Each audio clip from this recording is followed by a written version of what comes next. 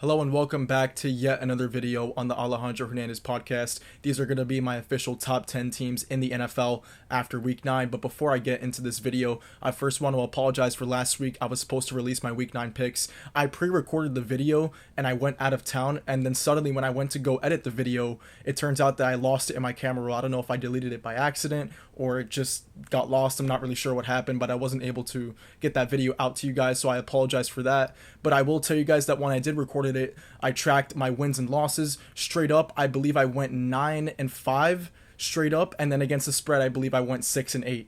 So we went around, it's pretty much been our average throughout the year. We're slightly below 500 against the spread, and we're about 66% straight up, which is where we want to be at. But without further ado, let's get into this top 10. There were a lot of interesting things that happened this weekend. The Seattle Seahawks made a huge statement on Sunday Night Football against the Washington Commanders. They're going to have to rise up in this power ranking. The Bills had a huge win over the Chiefs, like I predicted in my last video. The Bills win this game every single year in the regular season. I believe they've beaten the Chiefs 5 years in a row in the regular season, and they're going to fly up this ranking like I predicted they would last week. So without further ado, let's get straight into this. Coming in at number 10, I'm going to have the Denver Broncos. They had an ugly win this weekend against the Houston Texans. CJ Stroud got knocked out of the game with a concussion, and in my week 9 picks, the one I didn't upload, I had picked the Texans because I believe that they were slight underdogs at home. But I believe 2 weeks ago against the Niners, it was Niners-Texans. I had picked the Niners, and that ended up being a trap game. I thought Denver being on a 5-game win streak, they weren't playing great football for 4 straight quarters, so I thought Houston's defense could take advantage of that. Bo Nix looked horrible for the first 3 quarters of the game, and then he finally picked it up in the fourth quarter.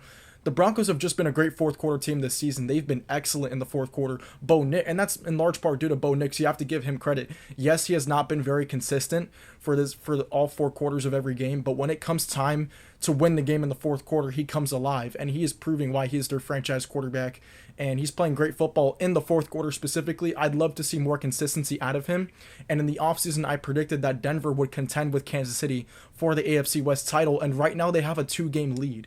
So that prediction looks to be aging well. Denver's first place in the AFC West right now. However, I cannot have them above Kansas City until they play Kansas City and beat them head-to-head. So for now, I'm going to leave the Broncos at number 10.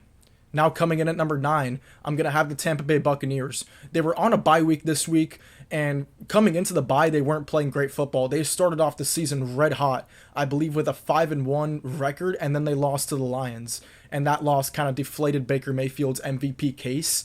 However, I do believe that the Bucs are going to get right back on track this week, and they are favored at home against the team I have ahead of them, the New England Patriots. They're favored at home to beat New England coming off the bye. I expect Baker to kind of tap back into the MVP form that he started off the season with. And honestly, I believe that Baker's been struggling with a couple injuries that have not been revealed yet to the media because he has been taking a lot of hits because of all the offensive line injuries that the Bucs have had. However, this week, they're getting back their right tackle. They're potentially getting back Bucky Irving. They're getting back Chris Godwin. They still have Emeka Egbuka. The loss of Mike Evans is obviously huge. However, I believe Emeka Egbuka is ready to take that next step and become this team's wide receiver 1. And him and Baker have already showcased great chemistry so far this season. So I expect Tampa Bay to come off the bye and perform at a high level.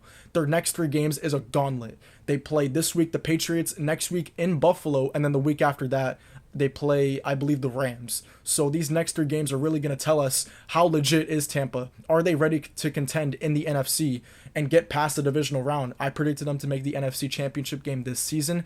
Really, these next 3 weeks are going to tell us a lot about if this Tampa Bay team is ready to contend, and I believe they are. And it's because I believe in their quarterback, Baker Mayfield. And coming off a bye week, I expect them to beat the New England Patriots this weekend and put an end to that Drake May run and the Patriots that I've seen them win 6 straight games. But until they do that, I cannot have them ahead of New England. And like I just said, now coming in at number 8, I'm going to have the New England Patriots ahead of the Bucs because so far Drake May has played better football than Baker Mayfield, and he's been more consistent than Baker Mayfield. Right now, Drake May leads the entire NFL in completion percentage. And this is what was to be expected of the Patriots. They had like a 4-game streak of weak opponents, and they took care of all of them. They took care of Cleveland Browns, they took care of the Tennessee Titans, they took care of the Saints. Those 3 teams are without a doubt the bottom 3 teams, or bottom 4 if you include the Jets, in the entire NFL. So that was impressive for New England to take care of all of those inferior opponents. And then this week they played Atlanta, and they played good football, But later in that game, Drake May started to turn the ball over. He had a forced fumble, he had a sack fumble and an interception later in that game, but the Patriots still hung on to win. Maybe last year that's a game the Patriots find a way to lose, but this year with Mike Vrabel, he has completely turned around that culture. Josh McDaniels has turned around the offense. Now this is the type of game the Patriots win. So they're playing great football. They have great coaching. Even with the inferior talent around Drake May, he is elevating that talent, and he's proving to be, right now, so far, the best quarterback in his draft class. If I had to rank that 2024 draft class, I would put at number 1, Drake May, number 2, Caleb, number 3, Jaden Daniels, number 4, JJ McCarthy, and at number 5, Michael Penix. But so far, Drake May has played outstanding football. He has overexceeded my expectations that I had for New England. I had them making the playoffs, but I did not have them starting the season 7-2. I had them just sneaking into the playoffs as a number 7 seed. Right now, they're the number 2 seed in the AFC. So a very, very impressive start for New England. I hope it continues. They still have a light schedule the rest of the way, but they are going to be tested this week in Tampa. I expect them to lose that game because I think Tampa's going to come out red hot after the bye. But for now, I'm going to have them one spot ahead of Tampa because they are riding a 6-game win streak and they've looked really, really good. So give me the Patriots at 8 and the Bucks at 9. Now coming in at number 7, I'm going to have the Indianapolis Colts. Daniel Jones finally came back down to earth. I was waiting for this to happen, and it sucks because I was 1 week early on the Steelers getting that upset win to getting that win that they weren't supposed to win, but they did. And I was 1 week early as well on the Green Bay Packers. I had the Packers in my top 5 last week, and I completely dropped them out of the top 10 because they just lost as 13.5-point favorites. So it sucks. I knew the Packers were bound to drop a game to an inferior opponent. It happened this week, and I predicted it to happen last week. And then the Steelers as well, I predicted them to win a game that they were not favored to win, and it happened this week instead of last week. So I was just a week off on that prediction for both the Packers and the Steelers. But in this particular game against the Colts, I thought the Colts were going to steamroll the Steelers. I was looking at the betting line all week, Colts -3.5. And I was questioning, why the hell is the line so low? Like, this line should not be that low. The Steelers' defense has not been able to tackle anyone, and their run defenses look very suspect so far this year. The Colts have Jonathan Taylor, so far the Offensive Player of the Year frontrunner, along with JSN. This line makes no sense. And then once they played the game, it made a ton of sense because the Steelers released the blueprint on how to beat the Colts, and that is to expose Daniel Jones. Daniel Jones under pressure has been great this year, but the Steelers were really just exploiting the scheme of the Colts. Whenever Daniel Jones would drop back off play action, those edge rushers, TJ Watt, Alex Highsmith, would get deep downfield and get around the tackles and sack Daniel Jones. So once Daniel Jones started getting hit, because usually the first 7-8 games of the season, Daniel Jones was not even getting hit that much because of the great play of the offensive line. Once he finally got hit, it was like that Mike Tyson quote where it's like everyone has a game plan until you get punched in the face. That is what happened to Daniel Jones this weekend. He finally felt the heat of the pass rush and he started panicking. And that's the Daniel Jones that we have seen in New York the first 7 years of his career. I believe the first 6 years of his career. Once he gets hit, he gets very flustered and he starts to make bad decisions with the football. He had 5 turnovers. That is the Daniel Jones I'm familiar with. Are we going to see that same Daniel Jones the rest of the way? I doubt it. He's still playing great football. But this week definitely did expose some of his weaknesses that happen all the time in New York. So now there is a blueprint to beat the Colts. And I had everyone telling me, why aren't you raising the Colts? The Colts are too low. Why do you have the Chiefs ahead of the Colts? I knew this type of performance was bound to happen. I knew it because I know Daniel Jones is not an MVP candidate. I know Daniel Jones is not a top 5 quarterback in this league. From what I saw in New York, he didn't just magically become a brand new quarterback. And maybe that opinion might not be the same for Sam Darnold because Sam Darnold has consistently played at a high level for 2 years now, but this is only Daniel Jones' first year of turning his career around. So I still have to see more of him in big games. So that is why I'm hesitant to rise the Colts into my top 5. I did the past 2 weeks out of respect to their record, but like I've said in past videos, this is not the standings. Although the Colts are the number 1 seed in the AFC, I would still take the Bills and the Chiefs over them right now today in the AFC. So give me the Colts at the number 7 spot. And now coming in at number 6, I'm going to have the Detroit Lions. I have to drop them because of their performance this week against the Vikings. They were -7.5-point favorites over a touchdown favorite against the Minnesota Vikings, a division rival at home. It was JJ McCarthy's first start since week 2.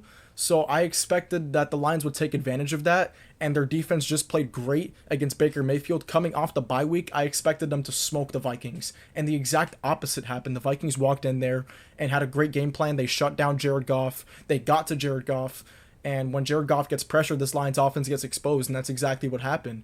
And I'm really discouraged by that performance when Detroit. I proclaimed them as the best team in the NFC. I cannot have them as the best team in the NFC after dropping a game like this, that big of a favorite at home, off a bye, and you drop an egg like that at home.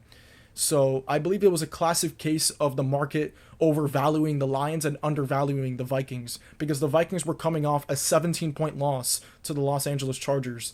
And everyone's like, oh, I guess the Vikings suck. And I guess that the Vikings were trying to, protect J.J. McCarthy by not playing him in that Thursday night game, even though Carson Wentz was basically throwing with one arm because his other arm was screwed up. But overall, impressive performance by the Vikings.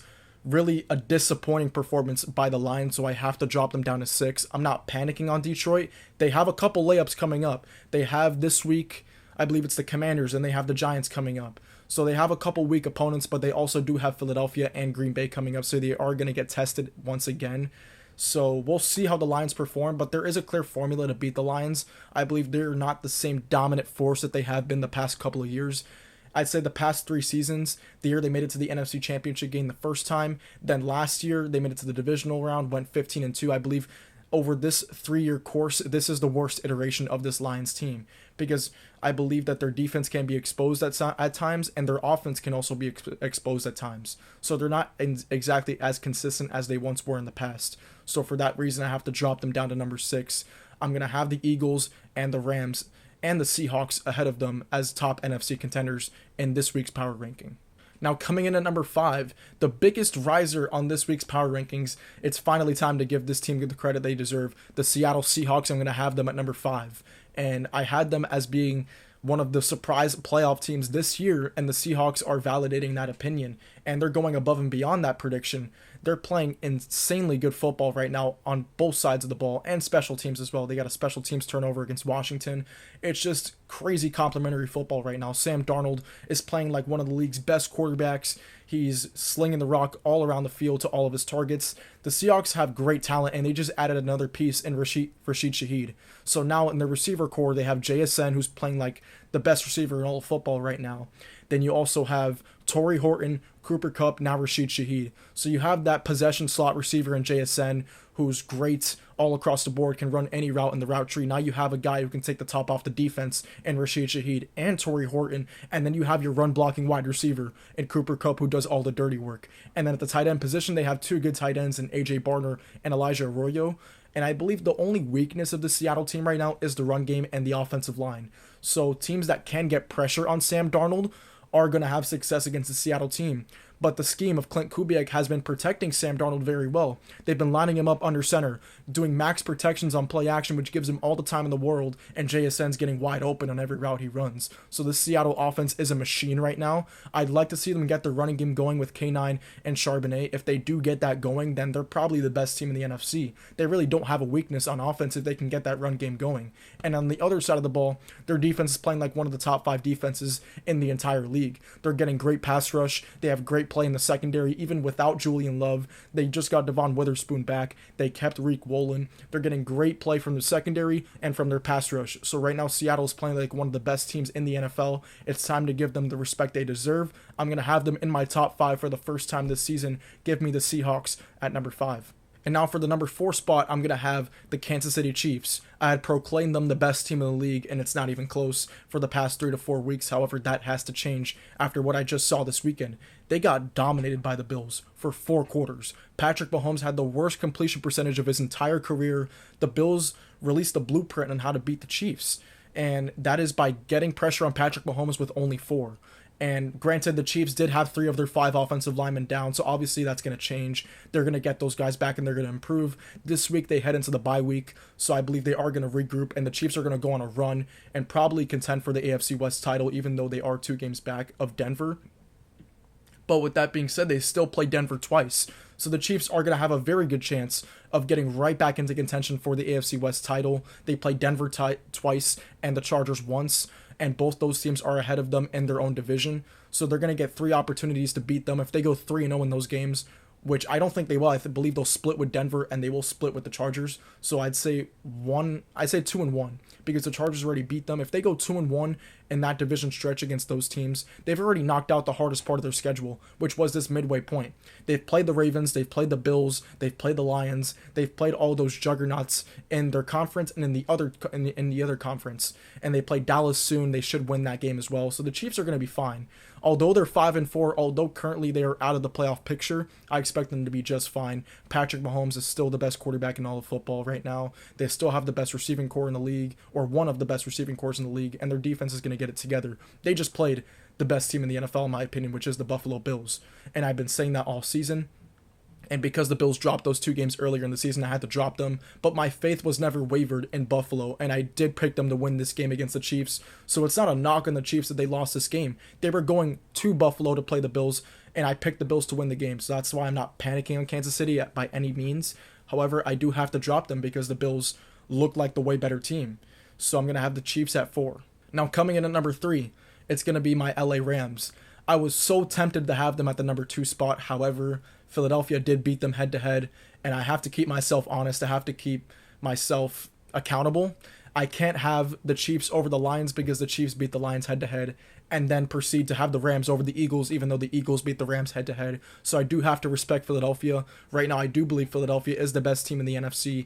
After the Lions dropped that game to the Vikings, the Eagles are coming off the bye week and head to Green Bay, and they are underdogs in that game, which is very surprising. But right now, the Rams, my Super Bowl pick in the NFC, are playing great football. Just absolutely outstanding football. I can't say on all 3 phases because I'm still skeptical about their special teams, which once again missed a field goal and missed an extra point against the Saints. That is still a problem that Sean McVay is going to have to fix if this team is going to make the Super Bowl like I believe they can. They cannot enter the postseason still struggling on special teams because that is going to come back to bite them in the ass. They have to address that, whether that's cutting Joshua Carty and replacing him or firing the special teams coordinator. Something has to change. So I cannot have the Rams above the Eagles because they will continue to shoot themselves in the foot when it matters the most.